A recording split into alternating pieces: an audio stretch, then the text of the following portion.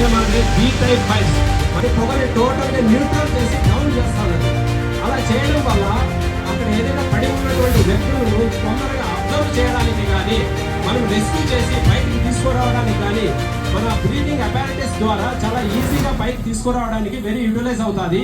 అది ఫోమ్ మాదిరి పడుతుంది. సో వాళ్ళు అక్కడ ప్రొటెక్ట్ అవుతూ ఇతరులను సేవ్ చేయడానికి వెరీ హై. సో ఇవి ఉండడం వల్ల చుట్టూ గదిలో ఉన్నటువంటి ప్రతి ఒక్క దానికి సంబంధించినటువంటి గోడలు అన్నింటినీ కూడా కవర్ చేసి కిందికి డౌన్ అవుతూ ఉంటుంది. ఆ స్కోప్ డౌన్ కావడం వల్ల ఆటోమేటిక్ గా మనము ఫైర్ పుటప్ చేయడానికి అవుతూ ఉంటుంది. సో అక్కడ మేజర్ గా మానిటర్ అనేటువంటిది పైన ఒకసారి ఫైర్ ఇంజిన్ పై నుంచి ఆపరేట్ అవుతుంది.